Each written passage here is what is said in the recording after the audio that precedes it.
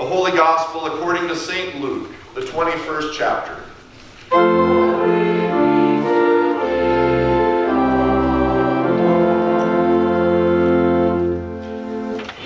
While some were speaking of the temple, how it was adorned with noble stones and offerings, Jesus said, "As for these things that you see, the days will come when there will not be left here one stone upon another that will not be thrown down."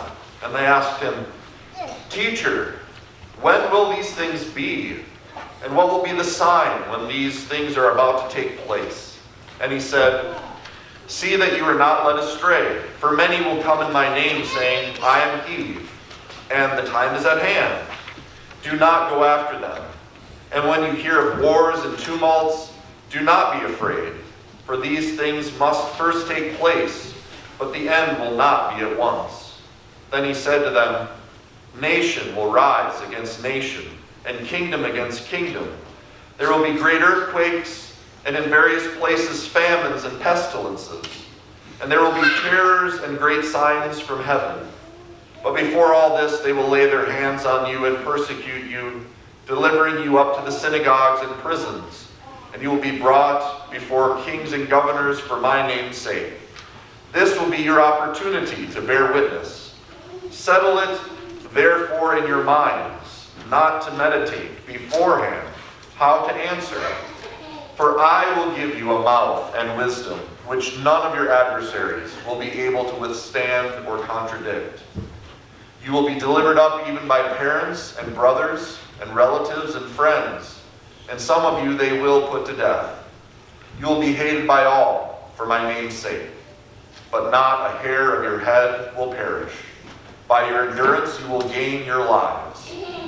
But when you see Jerusalem surrounded by armies, then know that its desolation has come near. Then let those who are in Judea flee to the mountains, and let those who are inside the city depart, and let not those who are out in the country enter it. For these are days of vengeance, to fulfill all that is written. Alas for women who are pregnant, and for those who are nursing infants in those days.